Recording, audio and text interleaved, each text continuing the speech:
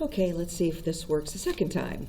All right, so today we are going to do the sedimentary rock labs. We're not going to do this acid test one, but remember the sedimentary rocks, the main things that you want to remember is the order in which it's put down, and they ask you to rewrite that down here. The three different types, classic, organic, and chemical, how that might look. This is sort of like the bread one that we're going to do, and we're going to see some layers here, and then we're going to do what causes layers, and what's the other one we're going to do here? How pressure affects the rock. So I'm going to set this book aside. We're going to do sedimentary. I might be using a second page here, so I'm going to set that over here. So let's start with this one right here. How pressure affects particles. Make sure you put your name on it so that if you take a picture of it or you happen to send it to me using somebody else's email, I'll know whose it is. Then we just begin by reading. We can also put today's date, which is December 1st. Okay, so how pressure affects particles of rock. Many sedimentary rocks form when particles called sediment are deposited, compacted, and then cemented to form rock. In this activity, we're going to model one of these processes and observe how it changes the sediment. Remember when we talked about scientific model that we're not going to really actually lay sediment down for this one. Number one, it asks you to observe the texture of pieces of bread with the hand lens. So I'm going to have this, and I'm going to see if you can kind of see what I see. Maybe, no, I don't know, tilting it. You can see the big open air spaces there of the bread. I would zoom in on it for you, but the last time I did that, it froze. But maybe you can kind of take a look at that, and there you go. You can see those really big air pockets in there. It says to place one of the pieces of bread between two pieces of wax paper, center the bread, put the stack of books on top of the wax paper and the bread, and after about 10 minutes, remove the books. And just like a cooking show, I've done that already. So I'm going to pull this over, and here's the bread that I had that they were the same when they first started. And it asks to use a knife to carefully cut through the wax paper and the bread. So I'm just going to slice here.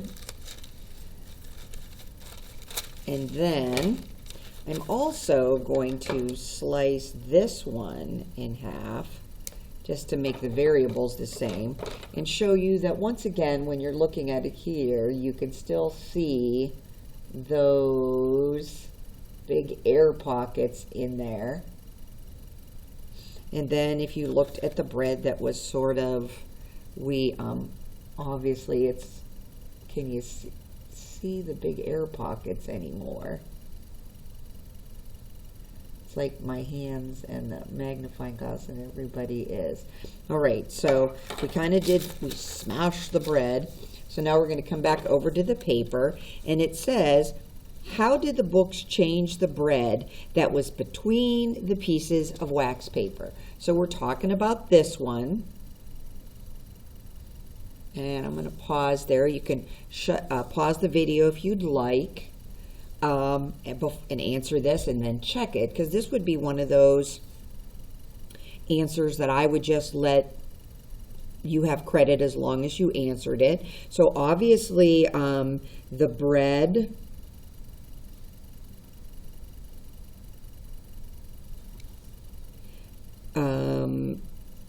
is thinner, which is what I think most sixth graders would write.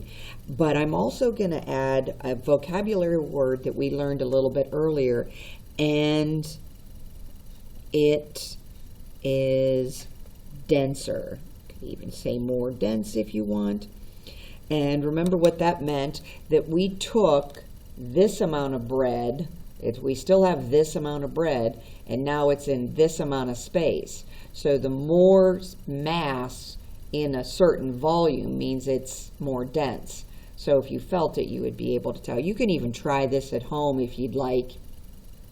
If you don't have a magnifying glass, there's usually, if you happen to have a magnifier on your cell phone, you could use that too. So it says, how does the texture of the bread between the pieces of wax paper compare to the texture of the other pieces of bread? Now, let's think about it. We're in a section on geology, and when we talked about texture in geology, we talked about grain size. Remember, coarse grain and fine grain. So if you're looking here, I think that there are bigger pockets in this one, and smashed in this one, maybe it's a little bit finer. So I'm going to say the bread in or from the wax paper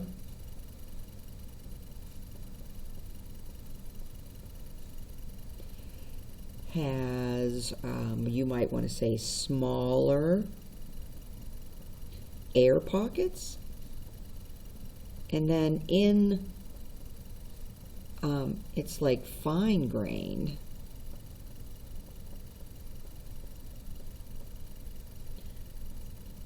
The other bread, we could say what it has larger air pockets. Or I think sixth graders might even say the word holes. Remember, it's always good to put punctuation in there. Okay, then it says, use your results to explain how pressure affects sediment. You could pause that. What happened if we considered these air pockets the type of sediment that might be in a rock layer? What might pressure do? You could pause it if you'd like to see. But I think that pressure causes the sediment to become, now you could say fine or smaller.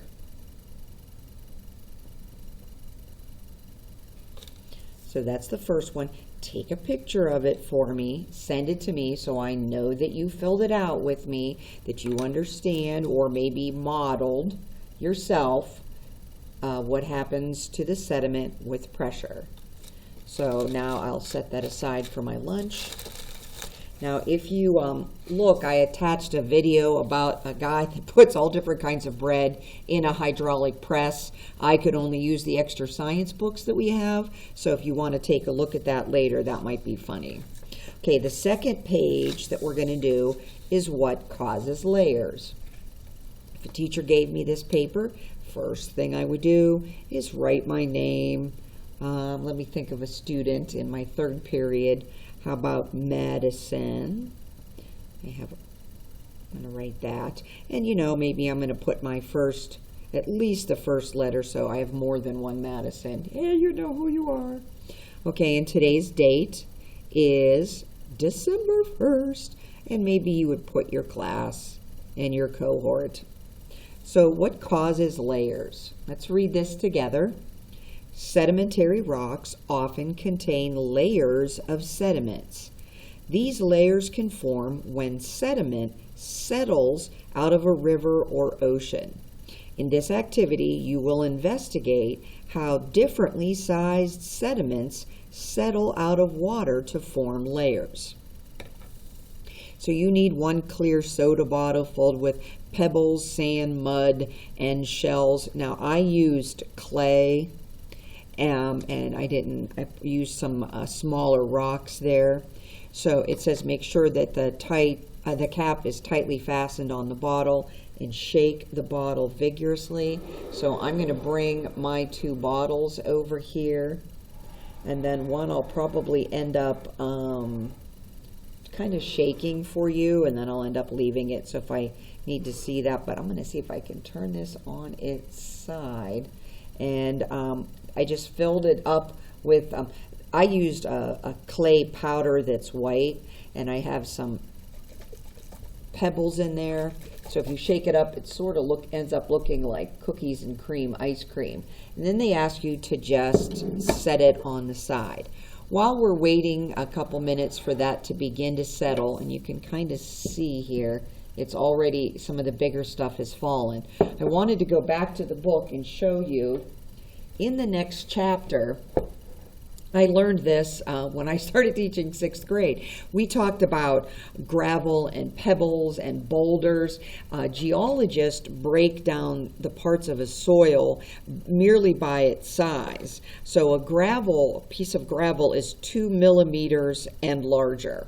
So they don't even have a boulder, they don't even have a pebble category here. And if I bring my ruler in here, let's get on the metric side, that clay, which is my white powder, there's a little bit of silt in there, sand, and gravel. The gravel would come down first, and then the sand, and it goes by size because, of course, if I was carrying something heavy, that would be the first thing that I would want to put down.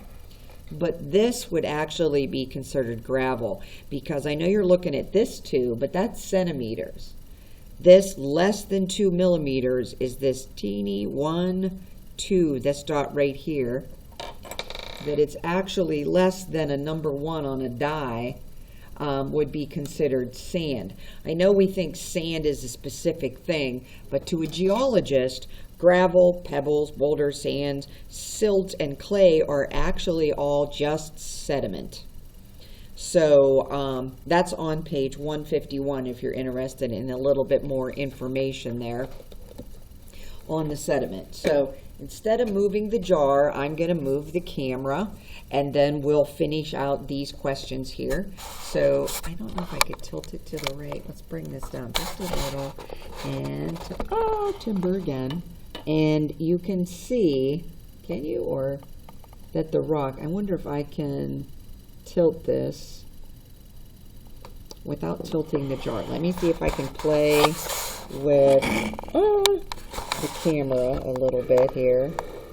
But I think there's a way, if I bring the toolbox back up, that I can, not that way, there we go. So there we have, it's kind of, let's see if I can turn on the light here. That helps a little. Where you can see down at the bottom here, maybe the pebbles have formed. The clay is still suspended in the water, but even if I just give it a little shake here, you can see how the soil starts to begin to fall. Now, for the sake of time here, I'm going to set that one aside, and I'm going to show you a jar, hopefully without moving it, that I've done a little bit ago. And you could see that we still have this one. If I shake just a touch, you can still see this. Can you? I don't know. It might be a little bit dark, but you can definitely see down here. Let me get this out of the way now. That the gravel has fallen, and then you're going to have probably silt, and then the clay, and now this is potting soil, so it has that perlite and some other aerating stuff, but it'll begin to fall, and maybe if I get a chance to show you this again, you'll be able to see another layer here. But basically the bigger rocks fell, and some of the clay went in between it,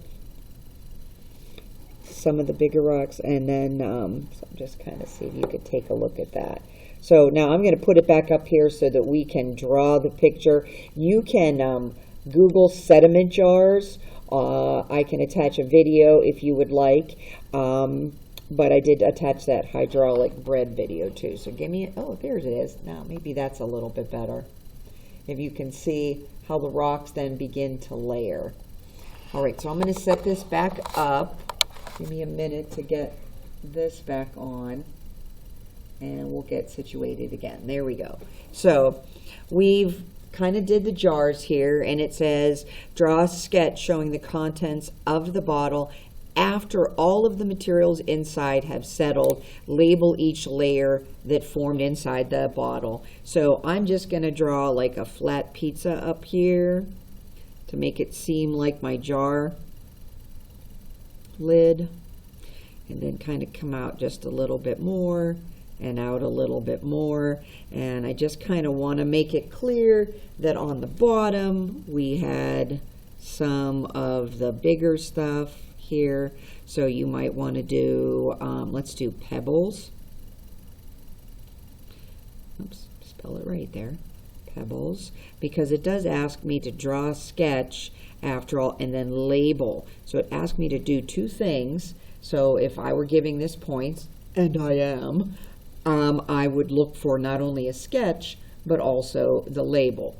Now, on top of our jar, we had sort of a clay. So I'm just going to do clay right here. I think you would know that the shells would be in here too, mixed with the pebbles. And then we had our soil, because it was still a little bit dark here up on the top, but we did have a light layer of soil here. So I'm going to do soil here and then water. And then I don't know whether we were going to call this plant matter. And just because I like to put the other things that we've learned, I'm going to write in perlite, because that was that type of igneous rock that we learned about. So there's I drew and I labeled. So if this is 2 or 3 points, that I very much have those. So which material settled out of the water faster? Well, we already have it up here. We can say pebbles, or the larger sediment.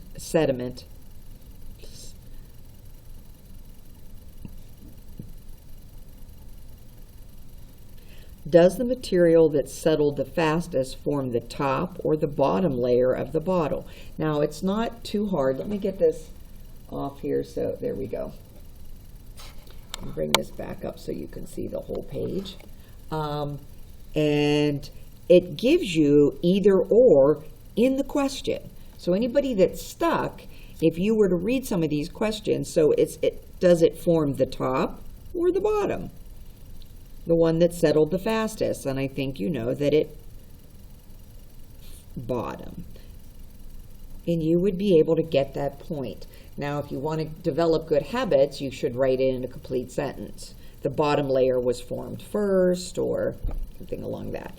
Based on your observations of how materials in the bottle settled in the water, how do you think layers form from sediments in a pond or a lake? So we couldn't go out in a pond or a lake here. Let me turn this to the side. I think I'm going to leave this here so that over the time you'll see that this soil layer eventually will